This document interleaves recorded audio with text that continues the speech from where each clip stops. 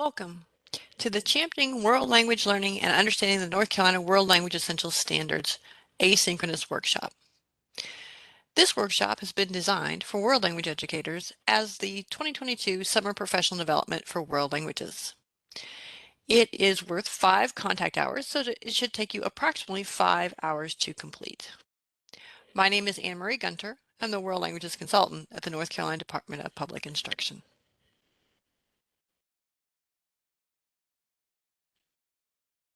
Let's get started with a welcome, some introductions, and an overview of what we'll be learning in the asynchronous workshop. We're going to begin with some welcome and introductions to see who everyone is who's completing this professional development. And then we're going to go into the workshop, which is divided into 2 main sections. The first one is called Championing World Language Learning. This is where we're going to take a look at the NCDPI World Languages Networking page and the materials and resources that are available to you as a world language educator to think about language programs and how to build capacity and advocate for language programs in your local space. One of the things we're going to look at closely are the language enrollment and advocacy data, or LEAD documents, that have been created as language-specific tools that you can use. The second part of the workshop is understanding the proficiency-based North Carolina World Language Essential Standards. This is where we look at implementing our state standards and how we do that in different courses and in different programs across the K-12 spectrum. All of us share 4 essential standards. Standard number 1 is on interpersonal communication. Standard number 2 is on interpretive communication. Standard number 3 is on presentational communication. And our standard 4 is culture. Finally, we'll do a wrap-up and some reminders at the end. As you do this asynchronous workshop, we'll be using a Qualtrics survey to keep a good pace. So you can progress at your own pace throughout this. You can pause whenever you need to and come back to this recording, as well as the Qualtrics survey. This asynchronous workshop is available throughout summer of 2022. And you can get to our Qualtrics survey by clicking on the link you see on the screen, bit.ly/22summerpd4wl. That's also posted on our World Language Webinar Series Canvas Hub at the bit.ly link you see there, bit.ly/wl and NC Webinars.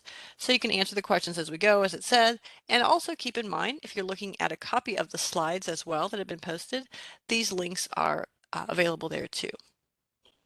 Once again, remember, you can pause this recording and your survey whenever you want so that this professional development works for your schedule.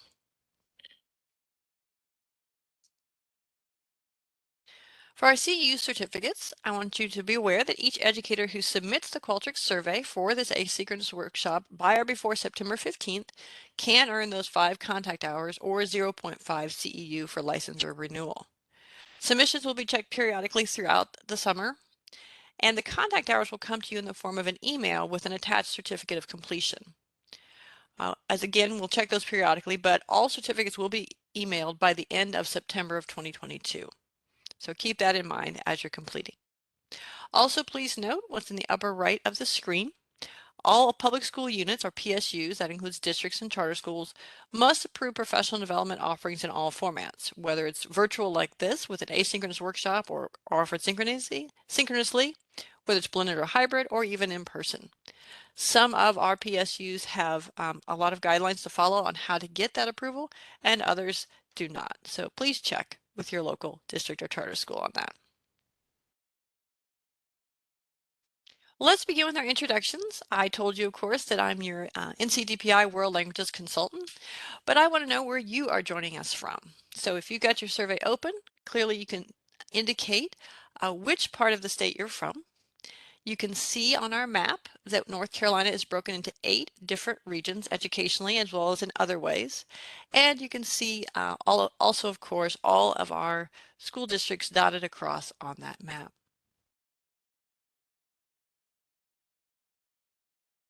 Another part of our introductions that you're completing on the survey has to do with your teaching assignment. And let's focus on your teaching assignment in world languages this past school year in 2021-2022. Some of you may, of course, be dual certified and teach other subject areas as well. And you may be anticipating a very different teaching assignment this coming school year. But let's take a look at where you've been And you'll notice on the survey that you can indicate whether you're in an elementary, middle school, or high school program, maybe early college, which language or languages you teach, and so on and so forth. So please go ahead and fill that information out so that we know what your teaching assignment was.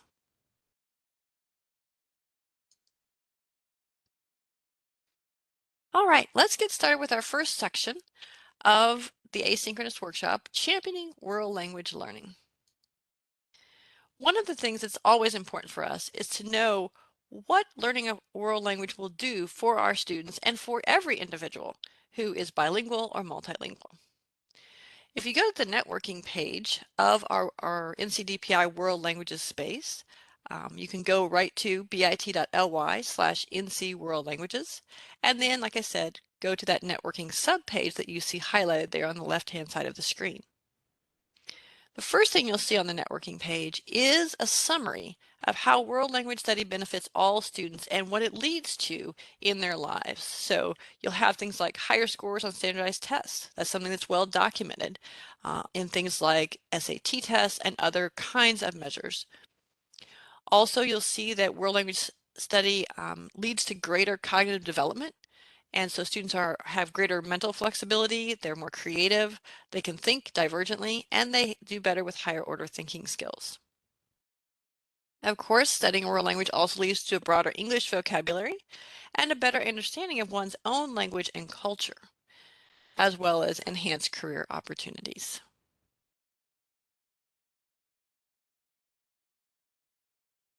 Also on the networking page are a number of resources for you to use and think about how world language study benefits all people who do that. You see here an overview of that World Languages for All statement that we just shared on the last slide, but also we have some other documents that you may or may not have seen. The first one is the benefits of multilingualism, and that's actually a document from the national level. We also have state level documents like language diversity in North Carolina, as well as our World Languages in North Carolina document that looks at our enrollment data across the state. And then finally, we have our lead documents, like I said. We're going to examine each one, and again, on your survey, be ready to answer questions about that at your own pace. Let's look first at the benefits of multilingualism document. This is from the Office of English Language Acquisition at the U.S. Department of Education, and it's a great infographic that sums up the cognitive and educational benefits to learning another language, as well as the sociocultural and economic advantages to using two more languages in your personal and work life. Pause for a moment and look over this infographic, either downloaded from our World Language Webinar Series Canvas Hub or from this broadcast, because the document is actually linked on the slide if you're looking at the PDF of the slides. So jot down the benefits or advantages that are most important to you when we think about cognitive gains, educational benefits, economic opportunities, and sociocultural advantages. One thing to consider here is that when we talk about these benefits and advantages of being multilingual, we're looking not just at educational ones, for example, with educational or cognitive, but we're looking across a lifespan for someone. Language learning is a lifelong endeavor, and of course, we can all continue to build our language skills over time, whether it's in our first language, our second language, a third language, or beyond.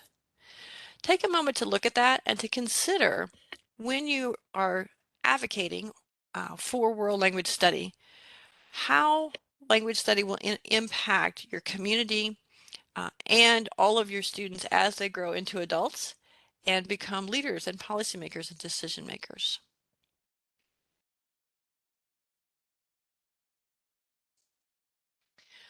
Another document that's on our networking page is one called Language Diversity in North Carolina. This document is updated annually. It is available from our ESL Title III colleagues, where they look at the home language survey. That discusses how linguistically diverse we are. So for example, how many languages other than English are used in students' homes across the state. Right now that number is over 300. Just because a student uses a language other than English at home doesn't necessarily mean they're an English learner or what we call a multilingual learner.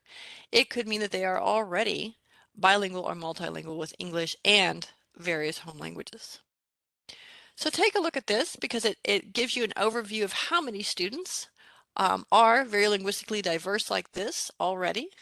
And it looks at a breakdown across the state with the languages, maybe the top 5 languages spoken based on that home language survey, as well as the number of languages spoken in your particular part of the state down to the county level. So basically to the public school unit level, um, including charter schools. So consider how linguistically diverse are your students, your school or schools, your district, or your region of the state? That's a question that you need to respond to in the Qualtrics survey.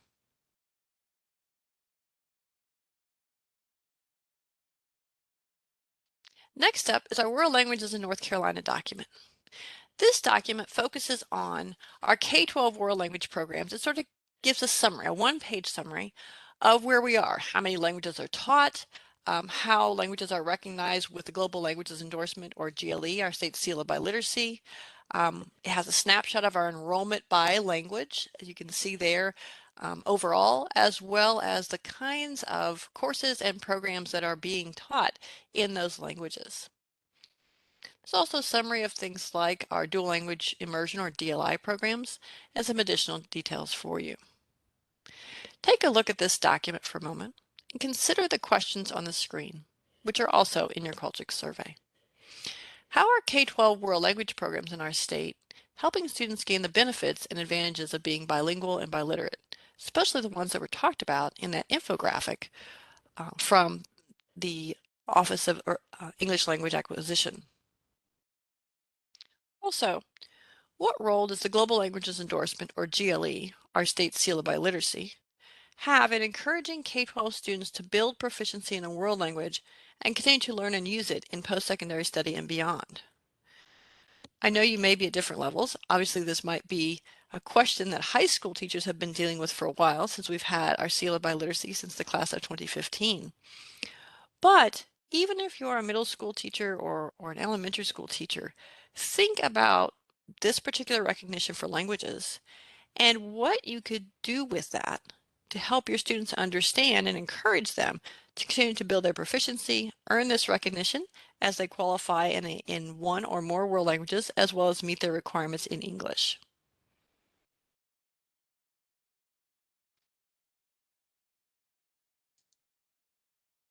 Next up, for advocacy in particular on our networking subpage, is our language enrollment and advocacy data, or LEAD documents, for North Carolina.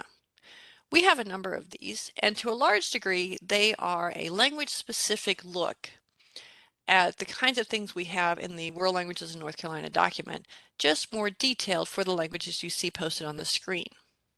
What we did was we decided to make a LEAD document for our most commonly taught languages. Those are languages that have an enrollment statewide of 5,000 or more each school year, as well as the less commonly taught languages that came just after them.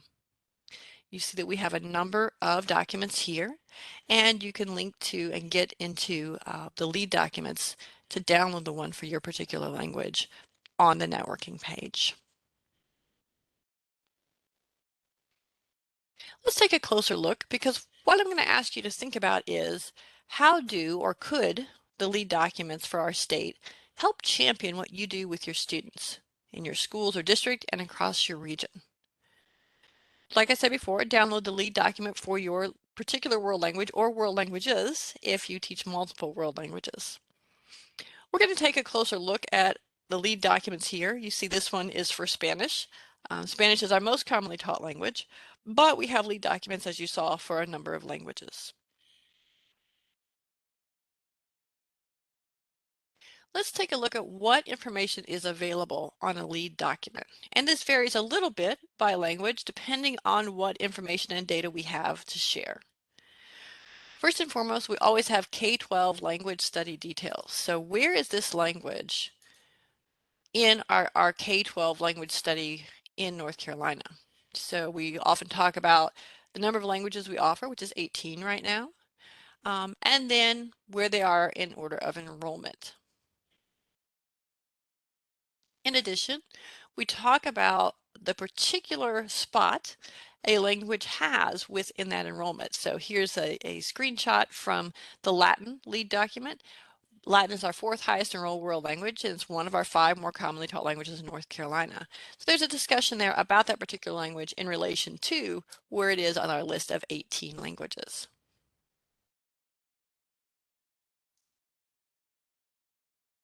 Also, as you saw, we have a chart that has enrollment over time by course in a particular language.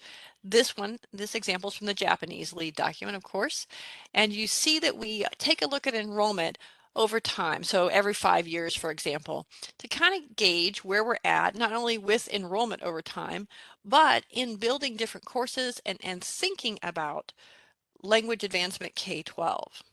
Here with Japanese, you see we have elementary and middle school Japanese enrollment, as well as K-8 Japanese enrollment in dual language immersion or DLI programs.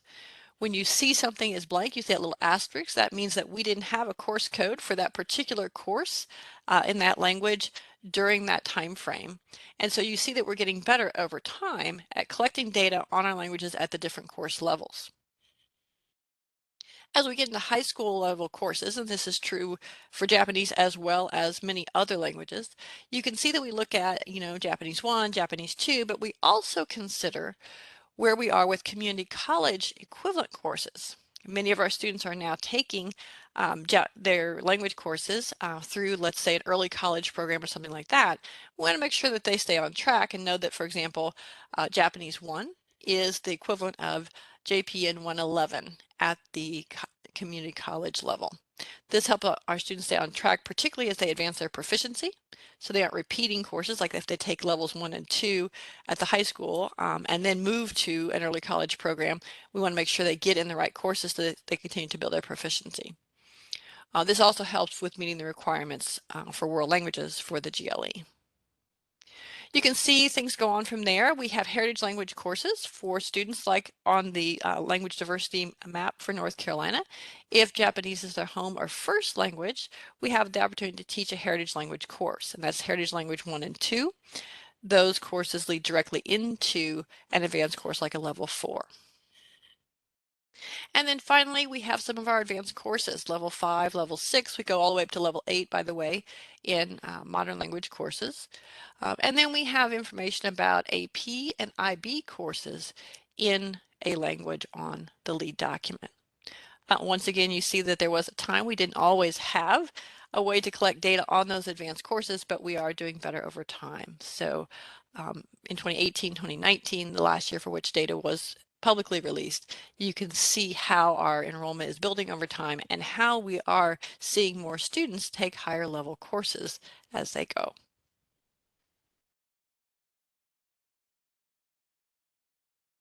Also, part of the lead documents is program information about, for example, dual language immersion programs there with that language, or advanced placement or AP, sometimes location of programs if it's a less commonly taught language, or if there are MOUs, memorandums of understanding with other countries that benefit that particular language, we'll have that information on the lead documents. Here's an example from the German lead document where we're looking at AP German scores over time. And we usually try to offer those 2 or 3 years in a row, so you can kind of see where we were, how many students are taking, in this case, the AP German Language and Culture exam, and what percentage of students are getting a 3, 4, or 5, which means that they will be getting credit based on our uniform credit policy at our UNC campuses for AP scores.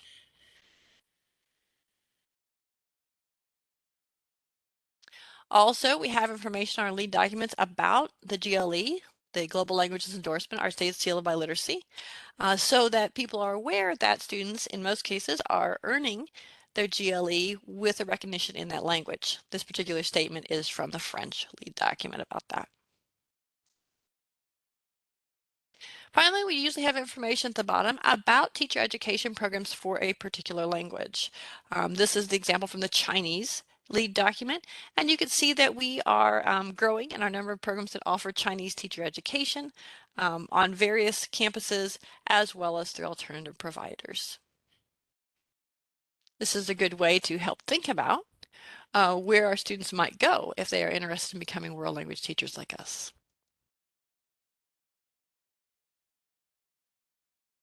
All right, so let's think about our lead documents and really think about what we could do with language enrollment information like this and advocacy data that's present in these documents.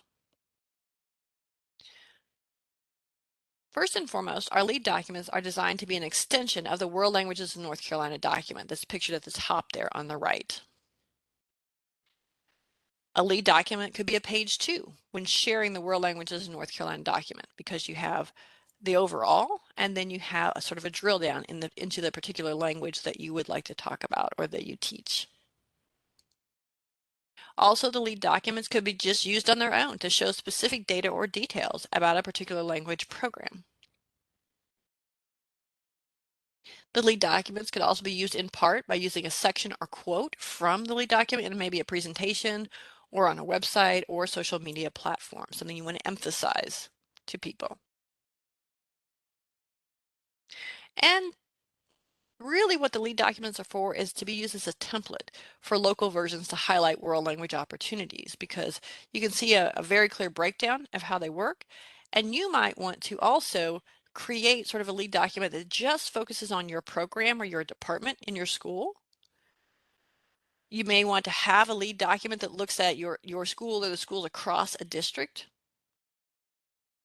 or even across your region of North Carolina. And you could probably think of other possibilities as well, things that you could do with these documents, particularly if you created a local version, whether you use the state data as well to kind of compare and say, this is where your program is within that state data information you've got, or if you want to just use it as a template in general and talk about your program over time, looking at enrollment, looking at things like students earning the GLE or being successful in things like AP programs. So there's lots of options there for you to consider. So in your survey, I want you to think about, when you look at championing language learning, which of the documents on the networking subpage or their components would you use as a model to create your own materials? And you can choose any of them there. You can obviously choose more than one if you think you could use ideas from multiple documents here.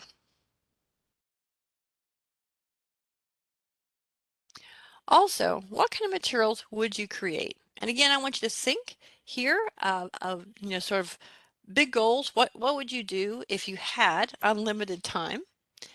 Would you make a local lead document for your program, your school, or your district? Would you make slides for a presentation to students or to colleagues, maybe your administrators or parents, or other stakeholder groups in your school or your community?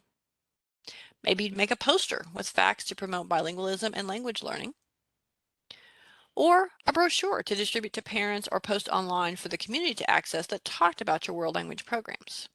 And there might be other options that you're thinking of too, and you can add them to your survey if you want.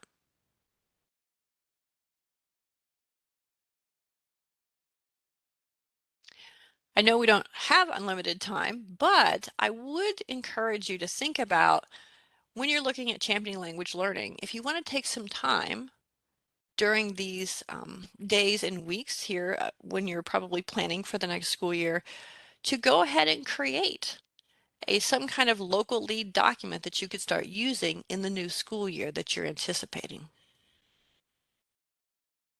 Remember too, you can always connect with colleagues about that as well.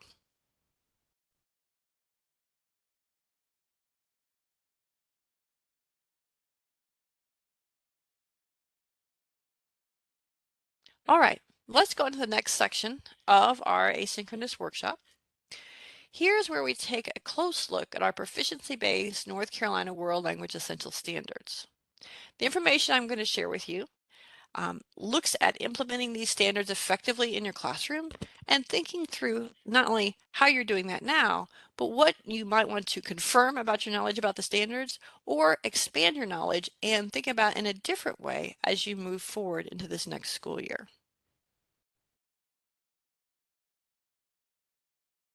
Let's begin at the beginning.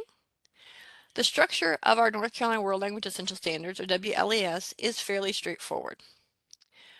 We have, as you see there, the weave graphic that represents our 4 standards, that interpersonal communication, interpretive communication, presentational communication, and culture, as well as our 3 strands that are woven through there. That's why we have the weave graphic, we call it. So we have connections to language and literacy, connections to other disciplines, and communities that are woven through that. By having that weave approach with the standards and the strands all together, we not only represent how we teach languages, which is not in isolated skill sets, but in overlapping ways as we use different language skills or domains in our work. But we also know that we are aligned to our national standards. You may have heard of ACTFL's 5 C's of communication, culture, connections, comparisons, and communities. Then, of course, we have our actual proficiency guidelines that help us understand where students should be by the end of a particular program or course using the actual proficiency scale. The screenshot you see here is directly from our administrator guides to world language programs. And so each guide starts with this as page 1. You can download your guide either for classical languages like Latin and ancient Greek, or dual and heritage programs like dual language immersion or heritage language courses, or modern language programs, whether it's an alphabetic language like French or Arabic, or whether it's a logographic language like Chinese or Japanese, or whether it's a visual language like American Sign Language or ASL. All of those materials are available, but also all of those administrator guides start with this overview that you see here on the screen and the weave graphic to help others understand how our standards are structured for students to learn languages.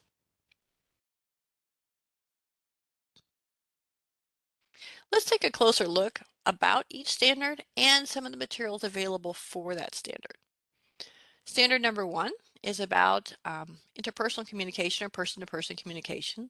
This is where students use the language to engage that interpersonal communication that's informal and not rehearsed. This is our first standard, as you can see here on our weave highlight. And one of the things to think about is how does this particular standard weave through the 3 different strands we have? Here you see a screenshot from the unpacking document for this particular standard. And you can read through this, just pause and read through how our interpersonal skills for standard number 1 look within connections to language and literacy, or connections to other disciplines, or the community strand. There are a lot of ideas in this part of the unpacking document about how you could get students to use language in your classroom and practice that as they do their interpersonal skills.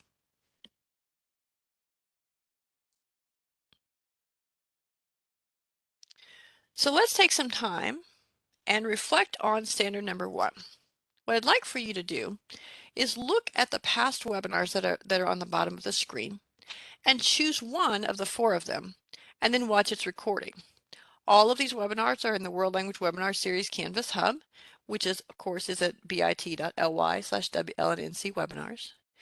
You can view the slides in the webinar as well as listen to the recording or watch the recording and see the closed captioning. And then you can also look at the other materials that are posted with the archives that were used as part of that broadcast. Once you choose the particular webinar recording you want to watch, you're going to answer the questions about the standard in the Qualtrics survey to show your understanding of the standard. Remember though, these are archive materials, so sometimes the hyperlinks and websites that have been highlighted in the particular broadcast may have changed, but don't worry about that. Just focus on the content and how it applies to your classroom with the languages you're teaching at the different course levels or programs that you're involved in. Please go ahead and pause this recording while you choose the particular webinar archive you want to review, and take your time listening or watching that recording and then answering the questions in the Qualtrics survey about it.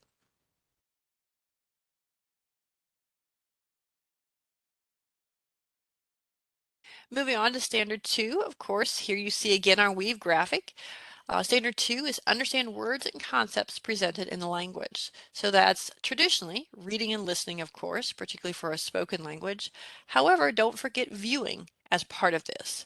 That's particularly important for sign languages like ASL. You're viewing what someone is doing and trying to understand that. But it's also viewing other supports for language learning. Think about infographics or visuals of all kinds.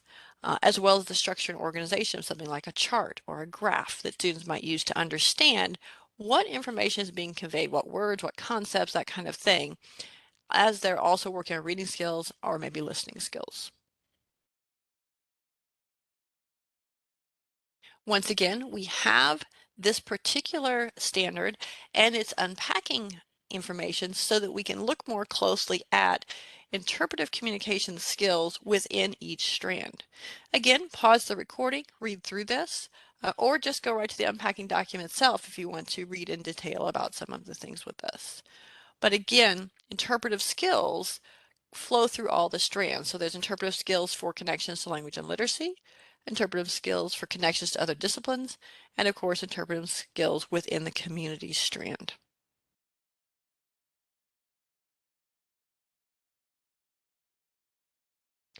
Just like before, we're going to have you reflect on standard number 2 by looking at past webinars. You'll need to choose one of the 4 that are listed below and then watch its recording.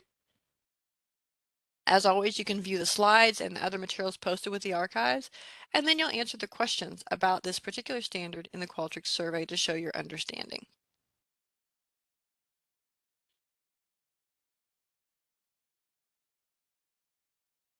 Moving on to standard number 3, presentational communication. That is, use the language to present information to an audience. And this is where we get formal speaking, where you rehearse something and then give a presentation, or writing. This is probably traditionally what we focus on most in world language classes, because this is where our students are producing something that we can really work with, this presentational communication. Here again is the unpacking component for this particular standard. And again, we have a look at what presentational skills are within our connections to language and literacy strand, our connections to other disciplines strand, and our community strand. Take your time, pause this, or go directly to the unpacking document for your particular type of program and look more carefully at what's there and how you can use that information to think about your thematic units and the different activities and things that you do in the classroom to help your students build skills for presentational communication.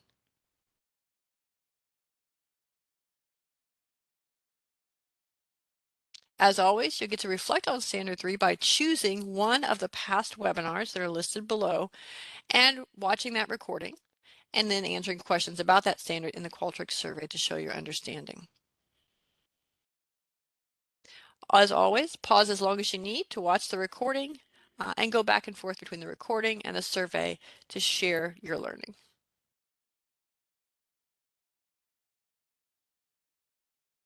Finally, we get to standard number 4 in our North Carolina World Language Essential Standards, and this is compare the student's culture and the target language. This is sometimes called intercultural competence or intercultural communicative competence, depending on which resources you're looking at. And of course, this is our 4th standard that runs through all of our strands.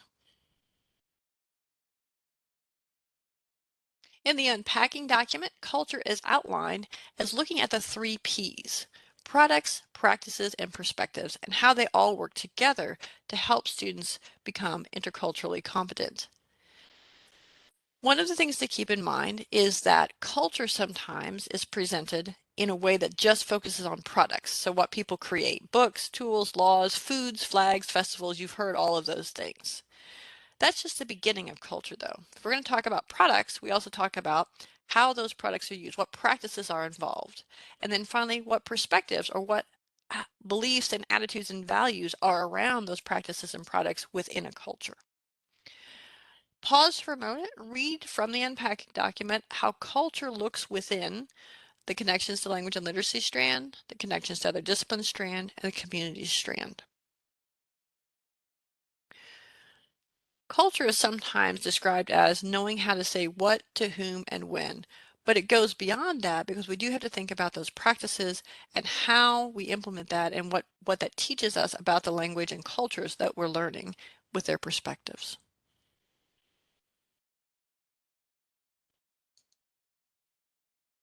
And just like before, you'll get a chance to dig deeper into standard number 4 by using our webinar archives. In this case, we only have 3 webinars to choose from, but that's okay. You only need one. So choose the one you would like, including the ones from this past year, in the series that you see there, and then answer the questions in the Qualtrics survey to show your understanding of that standard.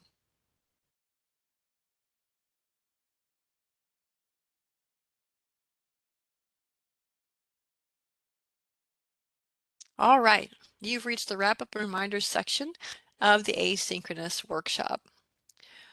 Please sign up for our NCDPI World Language listservs at bit.ly/NCDPI updates.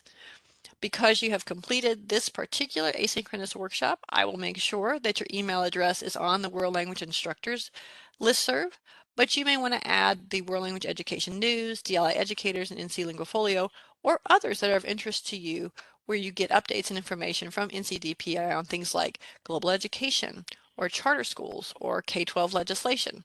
Whatever you're interested in, or if you have other areas that you work in, maybe you're duly certified and work in other areas, there are newsletters for those other subjects as well. Don't forget, now that you've completed our asynchronous workshop, you will be receiving your certificate of completion. Everything needs to be turned in via the Qualtrics survey by September 15th, 2022 to earn your 5 contact hours or 0.5 CEUs. We will plan to have all certificates emailed by the end of September 2022.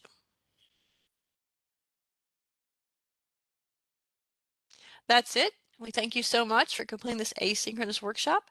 Here's our NCDPI World Languages team in case you need to connect with us. Of course, you already know the NCDPI landing page for World Languages at bit.ly/NC World Languages. We're also on Twitter at #WorldLanguageWednesdays. That's when our newsletters come out. Once again, I'm Anne-Marie Gunter, your World Languages consultant. You can reach me via email, as it says on the screen, or tweet something to me at Anne-Marie Gunter. Also on our team is Dr. Stacy Daniels. She's our section chief of English Language Arts, or ELA, and languages, which includes ESL as well as world languages. Her email is on the screen, and you may be glad to know that Stacy, like almost everyone who's completing this asynchronous workshop, is multilingual. And finally, Teresa Parker, our administrative specialist for our section, is the person who will be emailing you your certificate of completion. So look for an email from her. That's it. We thank you so much for completing our 2022 summer PD for world languages. Please contact us with any questions you have.